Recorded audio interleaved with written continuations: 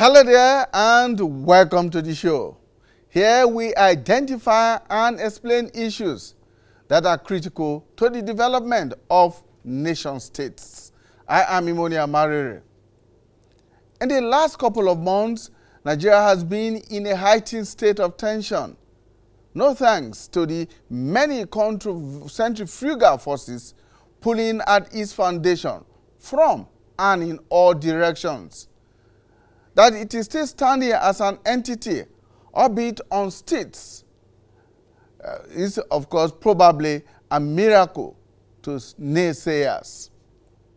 There are many who insist that the failure and refusal of successive governments to honestly address the national question has led to the current state of flux, as citizens see themselves from the narrow prisms of their ethnic, religious, and regional backgrounds and allegiances before being Nigerians.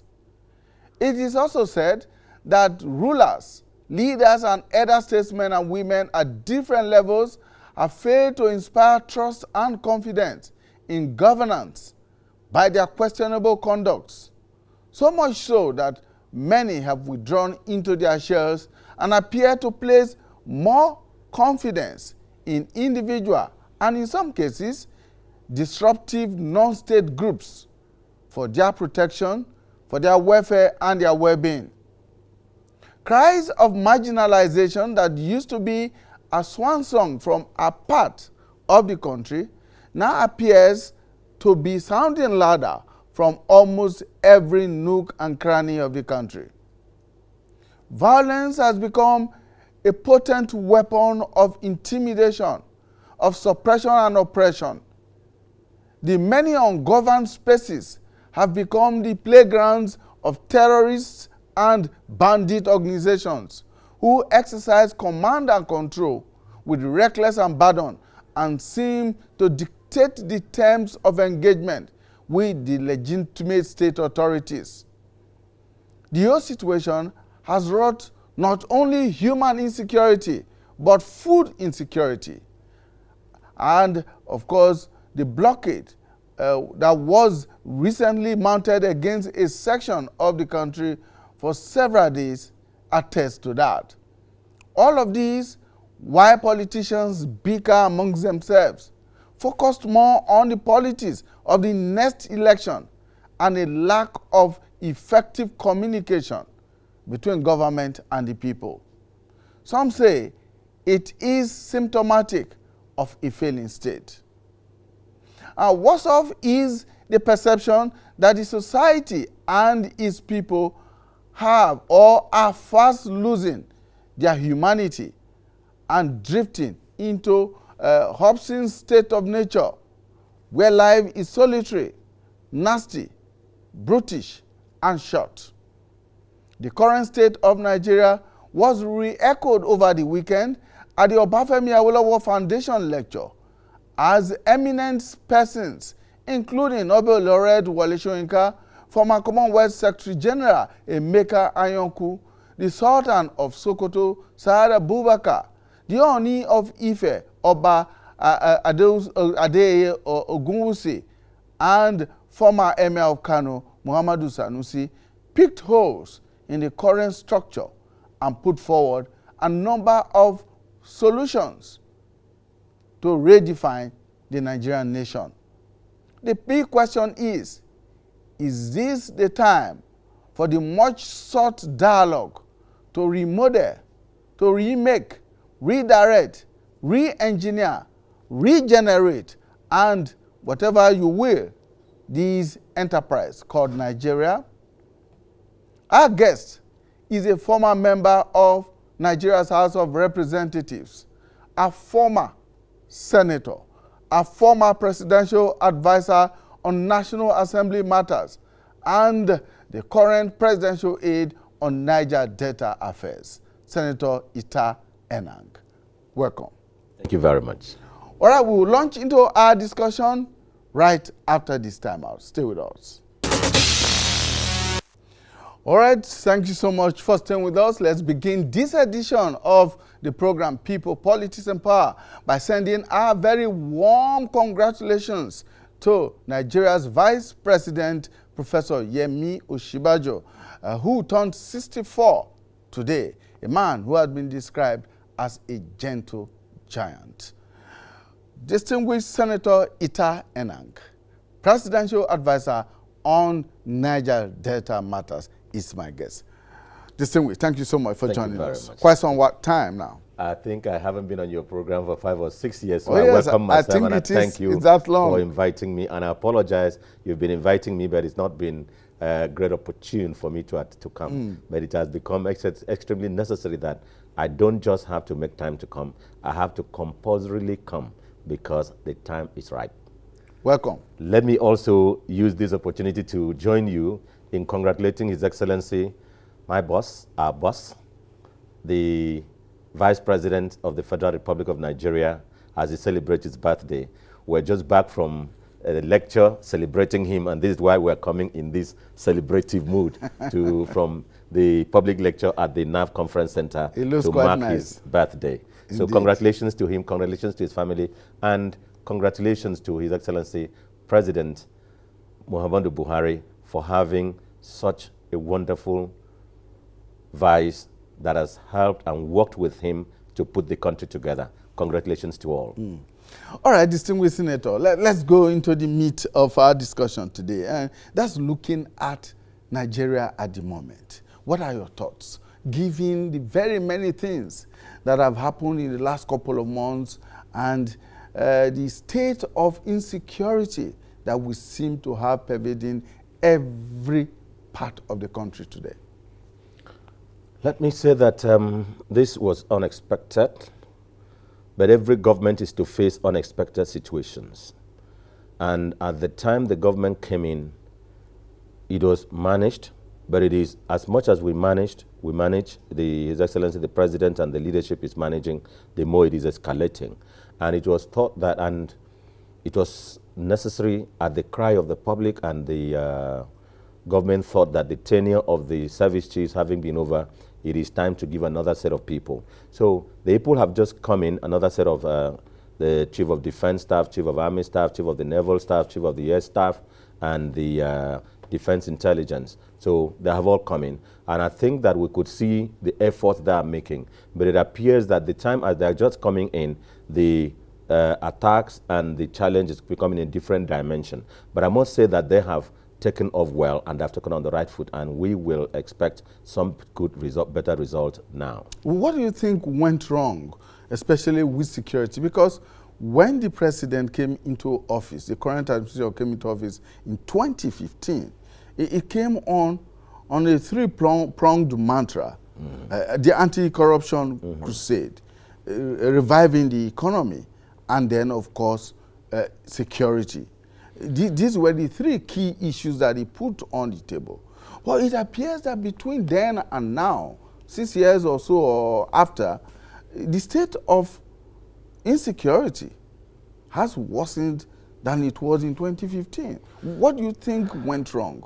I wouldn't think so, but it has come in a different direction. And I want to say that the situation has not just arisen now. It is a culmination of misgovernance, wrong governance, and non-governance that has pervaded over the years. The local government has been practically absent in this country. And it is at the local government level that you catch and train and groom young men. How long have the local government been absent in this country? It is perhaps the military allowed it to function a little bit, but since we came in 1999 as a democracy, the governors have definitely not allowed the local governments to function. So those persons who ought to have been arrested, not arrested in terms of being incarcerated, but those who ought to have been taken care of, those who ought to have been brought within the ring, were not brought in within the ring, were not sent to school, were not taken account of, were not taken care of by the local government. And because the local government were definitely and consciously overpowered and kidnapped by the state government. The state government was not all, the state governments and governors were also running like unitary one-man administration, and they just sometimes behave like some local governments who, whenever allocation comes, that is when they function. After that, they're all back to Abuja, and they left those spaces ungoverned, and now this is 22 years. So if those children were 5, 6 years now, or 10 at that time, when they left them ungoverned, they are now matured. And so you didn't govern them in the streets. They now got ungoverned spaces in the forest, and then set up government, set up camps, and then now become like a foreign government dictating, and you causing a sitting state government, a sitting legal and constitutional government to be negotiating with it. So it was failure of governance in the past. This is what we are now facing. So what we're doing now is in the course of trying to arrest the situation, contain the situation, we're also trying as much as possible to go to the ungoverned spaces of the now, so that we get these children who are capable of being of the nature of the people whom we are having challenges with now, so that they don't get into that situation. That is why we're doing much to protect the schools, doing much to compulsorily cause children to be sent to school, doing much to invest so much in schools, working with the international community to ensure education at whatever cost for people in these areas. So do you think that strengthening the local government system could solve some of these problems that I don't think there is any way to now strengthen the local government system unless the governors allow it to function. Because governors take local governments as their parastatals. Governors take local governments as their own money. They see the chairman of local government as if they were their supervisors, or not even one of their commissioners. They see local government's fund as a dash, and they think that nobody can ask them of it. But we're doing as much through the Nigeria Financial Intelligence Unit. It is beginning to work. It began to work, but I think it is also failing and fading. So I don't know what could be done. It just lies in the heart and conscience of the governors to allow the local government system to work, to allow the judiciary to work, to allow the houses of assembly to work.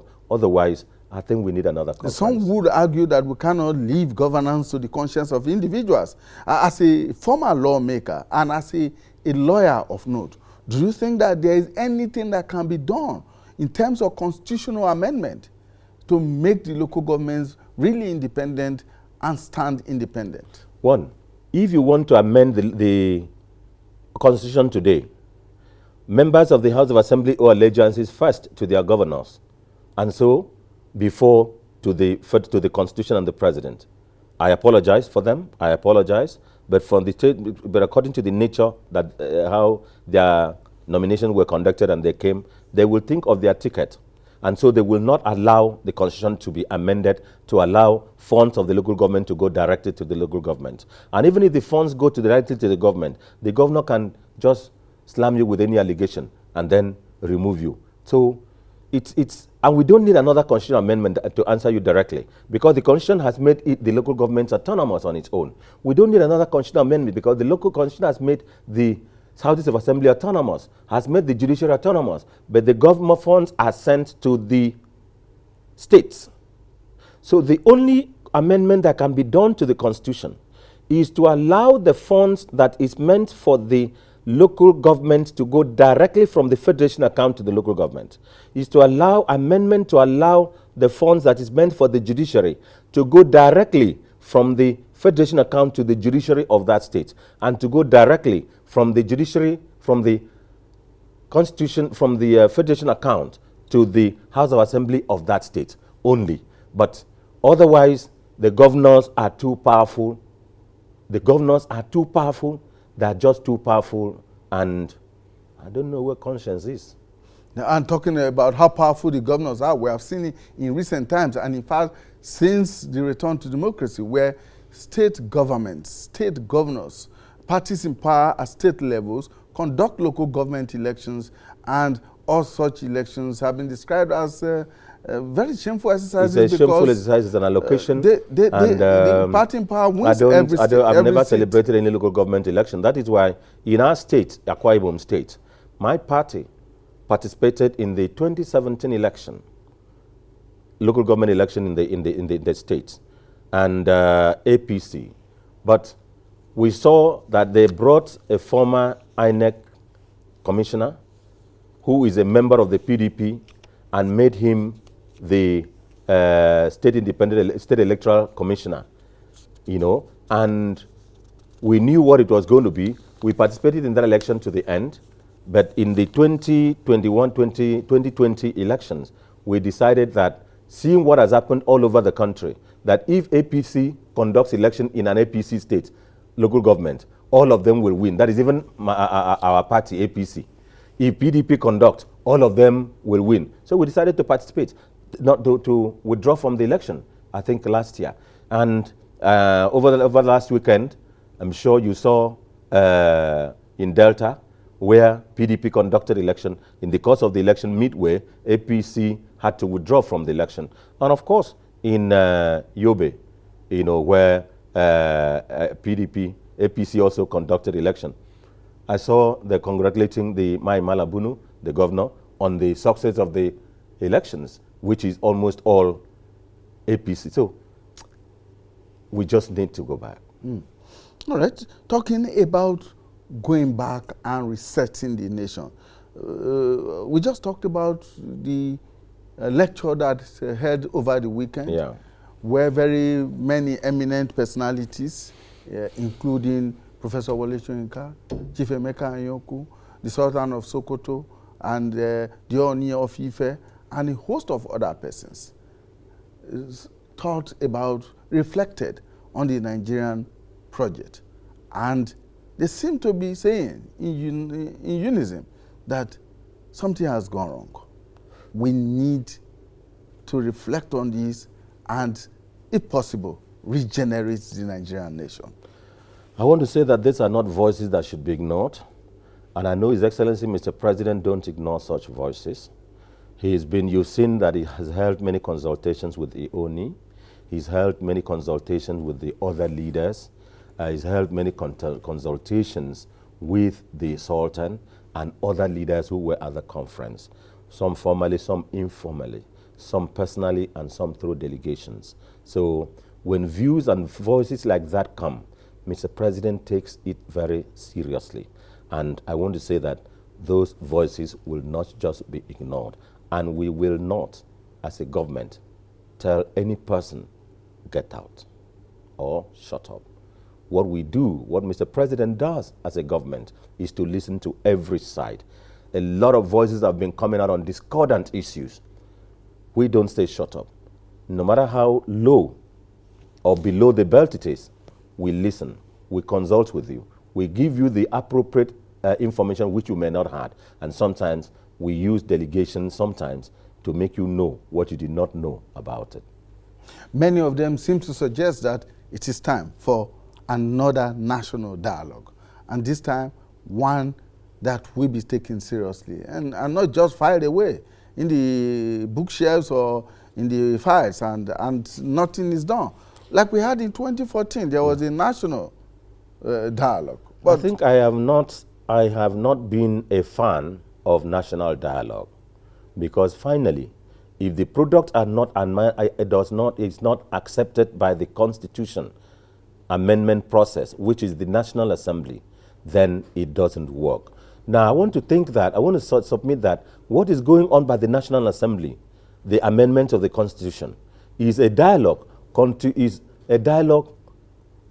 conducted by an elected legislative body with constitutional power to amend the Constitution in the manner that will be acceptable or reflect the views that these leaders have expressed. Let us, before we talk of that dialogue, go on, make our presentations to the House of Representatives Constitutional Amendment Committee and the Senate Constitutional Amendment Committee.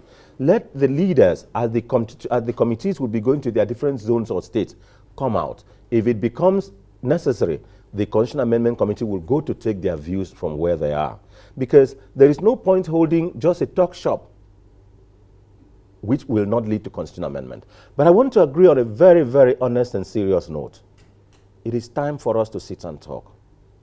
Because the words that has been coming out from many leaders, the kind of words that proceeds from the mouth of the governor of Bauchi State, Mohammed, a senator of the Federal Republic of Nigeria, a former minister of the Federal Capital Territory, which is bigger than being the governor of Bauchi State.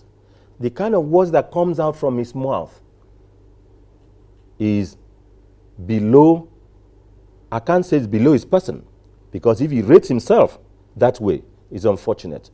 But it's 1,000 times below the office he has held as a senator.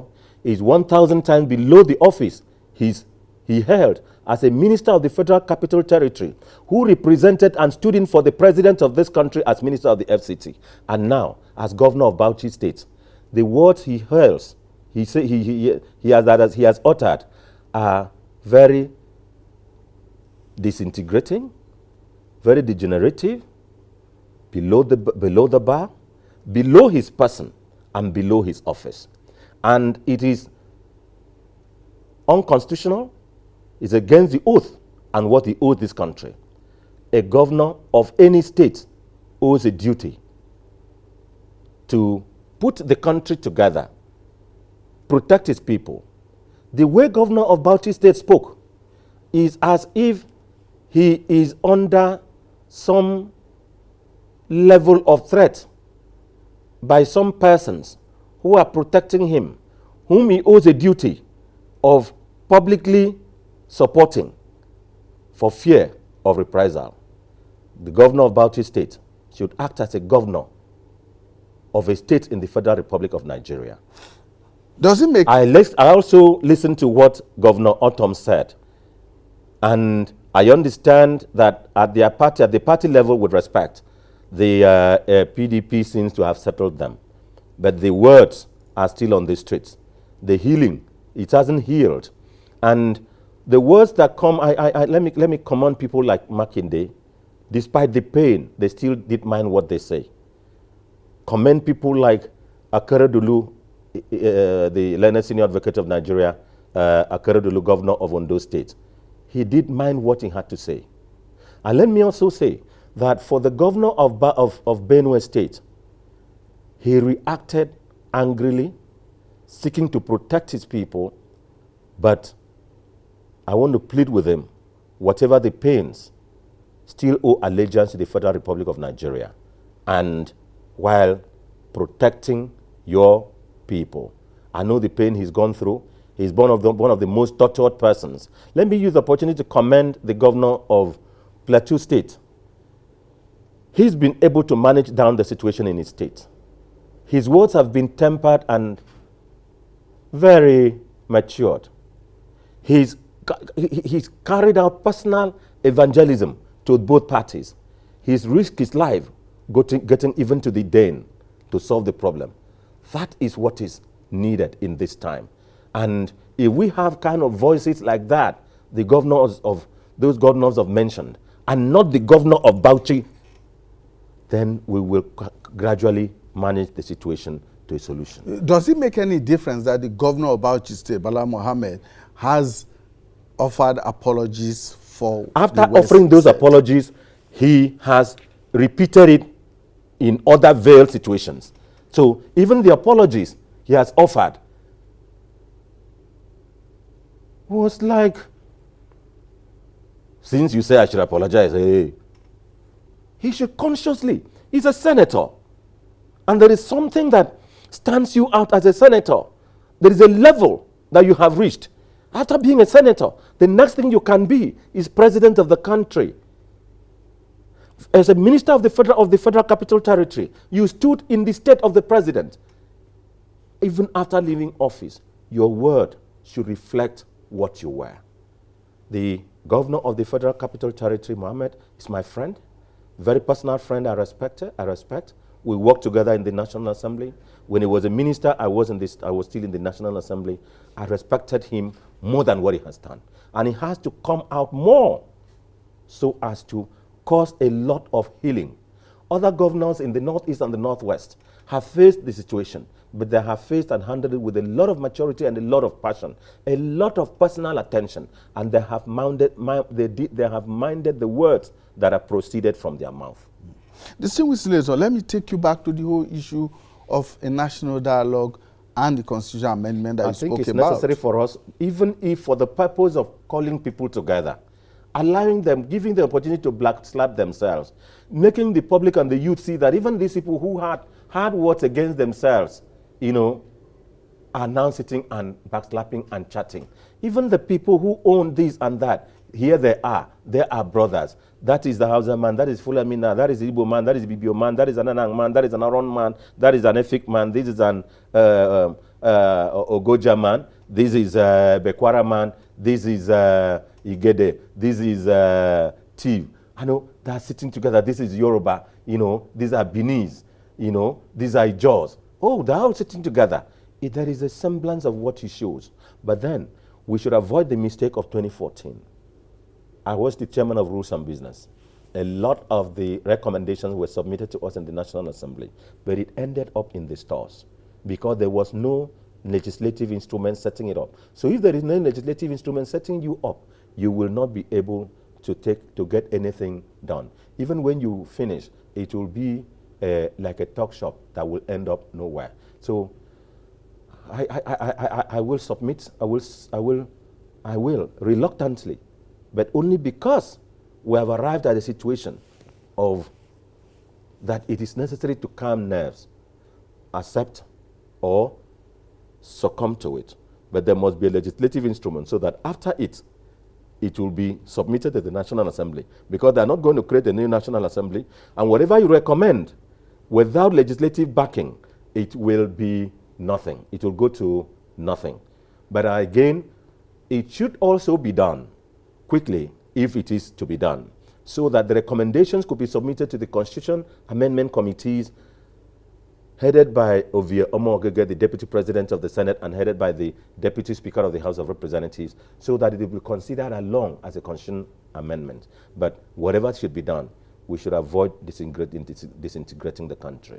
So with the legislative backing, you think that whatever comes out of that kind of national dialogue will be different from what has been done in the past in terms of constitutional amendment? Because there are many people who feel that the previous attempts at amending the Constitution have not gone far enough, have not made the desired impact, and that's probably why we have all the many tensions and tenuous situations. It is the Constitutional amendment. I wouldn't even subscribe to amending the Constitution ordinarily, but the governors, you know, it is only the federal government that is running the constitutional democracy. It is only the federal government that is running government properly. All the states in the country, the 36 states, from Sokoto to Akwa Ibom, from Yobe to Lagos. Lagos is a lot sane. It's a lot more constitutional. It's a lot more receptive to what the Constitution is. But the rest of the governors are just running as if there were no law, as if whatever they say is law, as if they did not come in under the law. So I wouldn't, because the Constitution has been amended. It is there. In fact, the president was caused to issue Executive Order 10 to allow legislative autonomy and judiciary autonomy in the states. They tell the president, look, they are in our states. We can do what we like with them. But the president owes a duty to protect all the judiciary. But then there is a limit to which it's gone. Now they have gone to the Supreme Court. And I won't speak more because the matter is sub judice. All right. Let's take a short break. When we return, we will be going back to talk on the state of affairs in the Niger Delta. Of course, distinguished Senator Ita Enang is now presidential advisor to the president on Niger Delta affairs. Stay with us. Welcome back. Right. Distinguished Senator, let me begin by this session by asking you about your thoughts on the recent developments as far as is concerned food blockage from one part of the country to the other. Many people have read different meanings to this, and they have said somewhere along the line it has strained the otherwise cordial relationship between one part of the country and the other. They have also read the kind of meanings that seem to suggest economic sabotage to the entire process. Thank you very much. The blockade is unfortunate, and I pray that it doesn't happen again, and it should not happen. And I will support a kind of organized, government-sanctioned blockade for a period of 1 or 2 weeks. Why? It will be for the purpose of testing the food sufficiency of each state and each region and challenging them to come up. You know, that is, let food not go to Akwa Ibom, let food not go to rivers, let cow not go to the Igbo land for about 2 weeks. Let us see how it will be. But let it be an organized thing for the purpose of waking up the consciousness of the people that they have to stand up to plant food. I have said on the floor of the House of Representatives as a member, I had also said on the floor of the Senate that the way the South and the South is behaving, the South will beg the North for food. And I said so because the South and the South are so complacent about agriculture, they're so complacent about, they're so dependent on oil and the money that comes from oil, so that the bush, the lands have turned into great forests.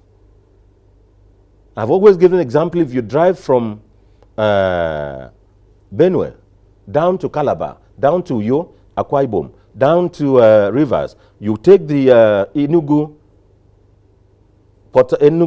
Abia, Port Harcourt Highway. You see both sides of the road green with old palm trees, which are about 15, 20 feet tall. Perhaps when they get 20 meters tall, when nobody can climb again, it's just decorating the land. You see the entire land empty and open. Nothing is planted. Now, I would only support an organized ground testing food blockade for the purpose of getting the people to the consciousness of owning land. And this is what has encouraged the herdsmen who go seeing the greens. They take their cow to feed on the greens. So sometimes it is unconscious. Now, I apologize, I'm not supporting it, but sometimes if you go to a great part of Arochukwu, a great part of Abia South, a great part of Bende, it is all heavy bush. And the animal, the cow, is in those bush, green, they're eating. And who owns those cows? It is owned by the big citizens of Abia State. It is not owned by the Fulanis. They are just employing these people as employees. So it is food blockade. I didn't support the way it happens. But I want to say that it is necessary. So sometimes to pose a challenge to the South. The South does not have the kind of challenge that the North has in terms of fertility of their ground. But they are not using it. Again, there were this reprisal of we will block oil or crude or petrol coming from there. There is the Petroleum Equalization Fund, there is the oil pipelines and so on. And there are other alternative routes. So that cannot effectively be. But all I want to say is, please, Nigeria, let us learn to live together. Let us remember the words that I normally watch on AIT, NTA, and TVC and other channels and the channel television, where Gowon, former president of Nigeria, said, please do not take us to those harrowing years. Perhaps you do not know what it is or what it was, because you cannot stand it. We don't wish it for our enemies. Let's look at what Babangida is saying. Use your brain to solve your problems and not arms. Let us not descend to blockade. Let us not descend to this. But let it be a challenge to every section of the country that you are self-sufficient. That's why my office is embarking on an emergency agricultural program in the Niger Delta, where we have support. The people, NISAL is giving loans to people. The central bank, through its windows, is giving loans to people under the COVID-19 window. We try to convince our citizens to apply those loans to the agricultural end. It's given to every part of the country. But the one that is happening in the Niger Delta, which some of them are through the instrumentality of my office, working with the Development Finance Office of the Central Bank, getting those who were given these facilities to go into agriculture. We're working also with the National Agricultural Land Development Authority. In fact, from here, I'm going for a meeting with them, the Director General of the National Agricultural Land Development Authority. We're working on them to go to developed lands, the ones that are from there. They were trying to move their equipment from Abia State to Akwa Ibom State, and after that, another set to Bayelsa. So just to activate the consciousness of people that this land that you are keeping fallow, everything can grow. And I have, from the experience I've had in the last 1.5 years, seen that all the things that we were saying, that the oil has spoiled our ground, yes, it's partly true, but there are things that even can grow on those lands. There are things that even need those kind of polluted land to grow. Yeah, but distinguished Senator, even those who are interested in pursuing agriculture are also complaining that the kind of crisis they have had as farmers with herders that have come to destroy their farmlands and everything, I agree, seem to have aggravated the food blockade that took place a few weeks back. That is why I have the program by His Excellency Mr. President and the Vice President, the National the National Animal Transformation Program comes to play. And this is why the statement by the governors, that most governors, that open grazing is banned, and is banned by the laws of those states.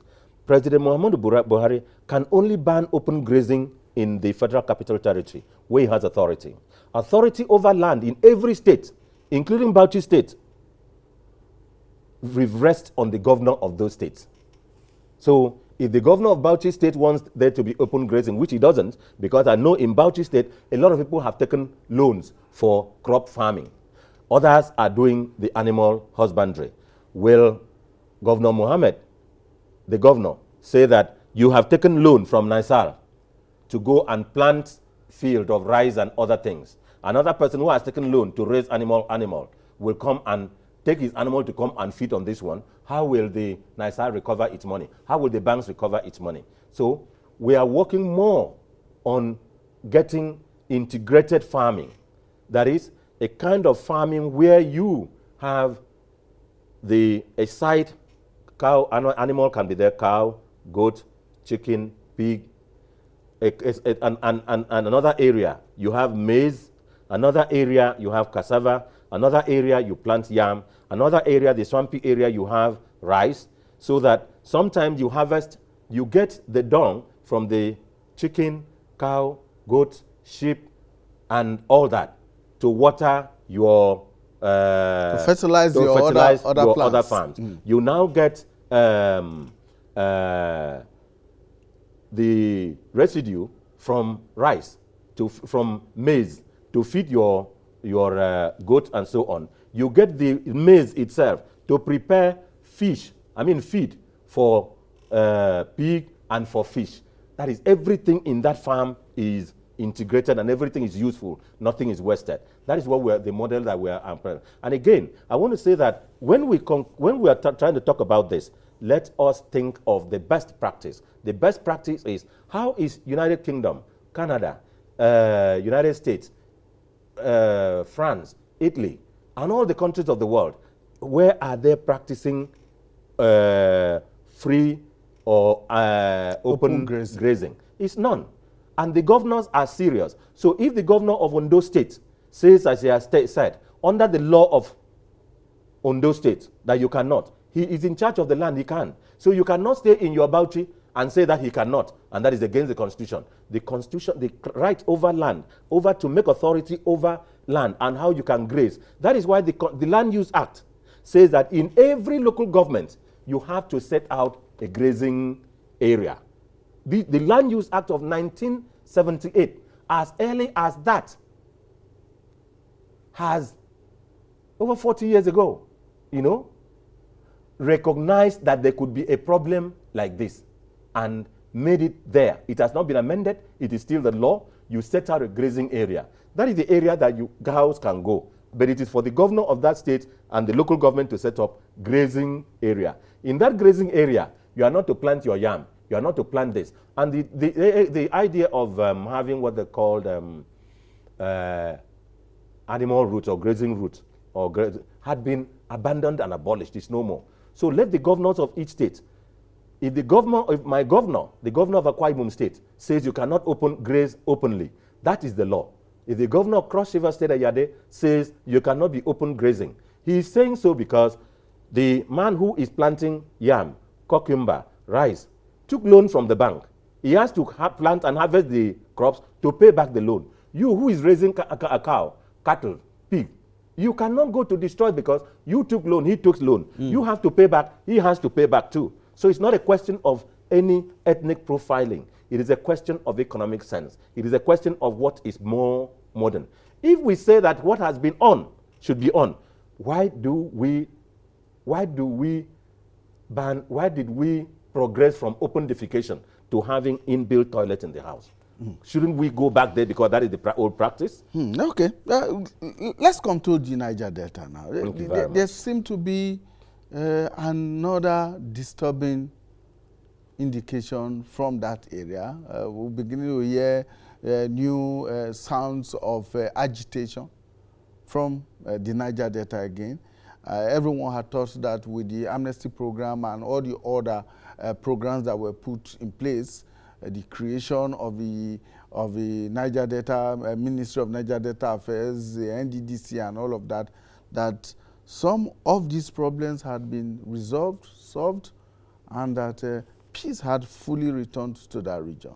But we're hearing some young people from that region are saying, again, agitating for amnesty, or indeed threatening that they could disrupt oil production again. I think it's more than that. And I think agitation started first in the southwest with Gani Adams and OPC. It came up to the south with the militancy. It progressed to the southeast with the MASOP and then now IPOP and so on. It got to the middle belt with the farmers' headers clashes, and it's graduated to northeast, northwest with the terrorism. So, and it's like it's going back to begin where it had second or third place. But we are working so hard. I would not have liked the situation where we have in the southwest of our Metokun, but the people have been forced to get into it. Last weekend, Pandef had declared that Pan-Niger Delta Forum, that they're going to work with the governors of the South-South to form the South-South internal security. And now we've not been able to fully deal with successfully the agitations of MASOP, IPOP, and the different groups, the Bafan groups and so on, and even the new ones. I think we should be careful. What my office is doing is trying as much as possible to garner and bring into the ring the new set of persons who were not captured in the 2009, 2010, 2011 amnesty, but who were about 10 years old then. It's now 11 years. They are now about 21 years. They are not captured by the thing, and nothing is provided for them, And these are the people who go establishing oil, these are oil, what they call them, illegal refineries. Now, we are going to hold a conference on the illegal refineries on the 16th and 17th of this month. That is Tuesday and Wednesday next week. The conference is sponsored and under the auspices of the Federal Ministry of Finance, Budget and National Planning, and my office, particularly the Budget and National Planning Office and my office. Now, the intention is first to address the question of high price of petroleum product, particularly diesel and diesel, petrol, and kerosene. Because as of today, we heard oil price has gone up to $72 per barrel. Now, if oil price in the international market goes up to $71, $72 per barrel, when they buy and sell, when we export it to them and to those countries, and they refine and sell it to us, the ship, the vessel that is going to carry it may take a day or 2 or 3 in the shores of those countries. It may have problem in the sea. It takes about 3-4 days more than it ought to. That's about 10 days of demurrage. It comes back with product. It is delayed in our shores for about 5 to 10 more days. That is 20 days of demurrage. Then it has to come and pay tax, VAT, Petroleum Equalization Fund. It has to pay it has to pay duty on export and import duty. It has to pay duties to the NPA. That is, it takes all the process. It has to go through clearing. The price of the refined petroleum product that is imported. Landing cost? Yes, that is at that landing cost, including the demurrage in the vessel, is charged onto it. If it had to be 20 days in total and it makes 40 days, that 20 extra days is charged on the product that it has carried, because the owner, it is not the business of the owner of the vessel carrying it. And so the price of refined petroleum product imported in the country gets as high. Last week, I think it was officially 145, 160 or something, but it sells 175 to 180. In some parts of Akwa Ibom, it sold 200, a little over 200 last weekend, when I went for my farming trips, to inspect our farms.